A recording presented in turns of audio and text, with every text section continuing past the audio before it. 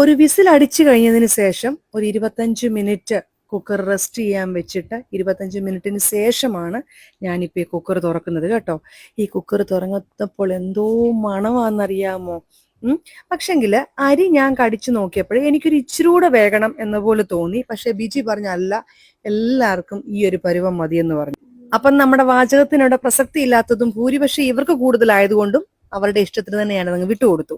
പിന്നെ ചിക്കൻ ബിരിയാണി കഴിക്കുമ്പോൾ അതിന്റെ കൂട്ടത്തിൽ കറുമുറക്കടിക്കാൻ പപ്പടവും സലാഡും പിന്നെ അച്ചാർ ഇവിടെ ഇല്ലാത്തത് കൊണ്ട് ഈസ്റ്റേണ്ട നാരങ്ങ അച്ചാറും ബിജിയുടെ പ്രിയപ്പെട്ട ഇഷ്ടവിഭവമായ തേങ്ങാ ചമ്മന്തി ബിരിയാണിയുടെ കൂട്ടത്തിൽ വേണമെന്ന് ബിജി തന്നെ അരച്ചതാണ്, ഞാൻ അരച്ചതല്ല. അപ്പോൾ ഇതെല്ലാം ഉണ്ടാക്കി സ്വസ്ഥമായ ഒരു സ്ഥലത്തോട്ട് വന്നിരുന്ന് നയനയോട് പറഞ്ഞു, മോളെ ഒരു TV ഓൺ ചെയ്തൊരു സിനിമയോ എന്തെങ്കിലും ഒന്ന് വെക്കാൻ പറഞ്ഞു. ഒരു വല്ലാത്ത സുഖം. 2 ദിവസമായിട്ട് ഇപ്പോൾ കുറച്ച് സിനിമകളൊക്കെ ഇരുന്ന് കാണുന്നുണ്ട്. മനസ്സിന് എന്താ പറയുന്നേ, എന്തെങ്കിലുമൊക്കെ പ്രയാസങ്ങളൊക്കെ ഉണ്ടെങ്കിൽ നമ്മുടെ ആ ചിന്തയൊക്കെ അങ്ങ് മാറി ഇരുന്ന് പറയുന്ന കോമഡിയിലും ആ സിനിമ നടന്മാരിലേക്കും നടിമാരിലേക്കും ഒക്കെ നോക്കിയിരിക്കുമ്പം അല്ലെ അവരിൽ പറയുന്ന വാചകങ്ങളൊക്കെ കേൾക്കുമ്പോൾ ഒരു സമാധാനവും സന്തോഷവും കിട്ടും.